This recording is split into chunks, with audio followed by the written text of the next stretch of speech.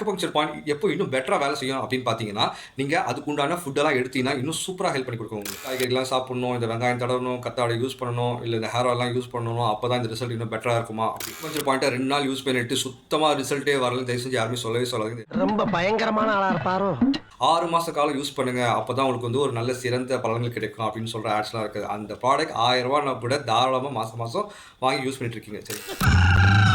ரொம்ப மெல்லிசான ஹேரா இருந்தாலும் சரி, அத திக்கா ஆகுறத கண் கூட பார்க்க முடியும். நீங்க ஆஹா.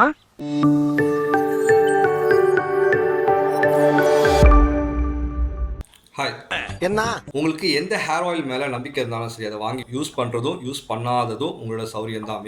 சரி. ஸ்பெசிஃபிக்கா இந்த ஹேர் ஆயில் சம்பந்தமா அட்வர்டைஸ்மெண்ட்ல பாத்தீங்கன்னா ஒரு விஷயம் இருக்கும். இப்படி சும்மா இப்படி பண்ணாலே முடி கொட்டும். ஆமா இல்ல அதுக்கு என்னப்பா? இன்ஃபேக்ட் நான் கூட அஃபெக்ட் இருக்கேன். ஆஃப்டர் கோவிட் அப்புறமேட்டு இந்த விஷயம் வந்து நிறைய நான் அனுபவப்பட்டிருக்கேன். சும்மா யாராவது இப்படி பண்ணாலே முடி வரும். அவ்வளோ தின்னா எனக்கு இருந்துச்சு. இந்த அக்குபங்க்சர் பாயிண்ட் மட்டுமே யூஸ் பண்ணுறதோட நிறுத்திக்காதீங்க. கூடவே இந்த புடலங்காய், வெண்பூசணி, பீர்க்கங்காய் இந்த மாதிரியான நீர் சத்துள்ள காய்கறிகளை உங்கள் உணவோடு சேர்த்துக்கோங்க. உங்கள் தலைக்கு வந்து இந்த வெங்காயம் தேய்க்கிறது, இந்த கத்தாழை தேய்க்கிறது அது மாதிரிலாம் இருக்கும். மேபி இது பனிக்காலமாக இருக்கனால நான் ஒரு சில பேருக்கு சைனஸ் இஷ்யூ இருந்துச்சு அப்படின்னா இதை அவாய்ட் பண்ணிக்கோங்க. அப்படி இல்லைனா தாராளமாக நீங்கள் யூஸ் பண்ணிக்கலாம். நான் இந்த நீர் காய்கறிலாம் சாப்பிடணும், இந்த வெங்காயம் தடவணும், கத்தாழை யூஸ் பண்ணணும், இல்லை இந்த ஹேர் ஆயில்லாம் யூஸ் பண்ணணும், அப்போ தான் இந்த ரிசல்ட் இன்னும் பெட்டராக இருக்குமா அப்படின்லாம் எதுவும் இல்லை. வெறுமனவே இந்த அக்குபங்க்சர் பாயிண்ட் யூஸ் பண்ணலே தாராளமாக ஒரு ரிசல்ட் கொடுக்கும். இருந்தாலும் ஒரு சின்ன விஷயம்தான், உங்களுக்கு சப்போர்ட் பண்ணக்கூடிய ஒரு நண்பனுக்கு நீங்களும் முன் வந்து சப்போர்ட் பண்ணிங்கன்னா ரொம்ப அழகாக இருக்கும்ல அந்த நட்பு. இந்த அக்குபங்க்சர் பாயிண்ட் என்ன பண்ண போகுது? உங்கள் உடம்புல இருக்கக்கூடிய ஒரு சக்தியை தூண்டிவிடும். அவ்வளோதான். அக்குபங்க்சர் பாயிண்ட் எப்போ இன்னும் பெட்டரா வேலை செய்யும் அப்படின்னு பார்த்தீங்கன்னா,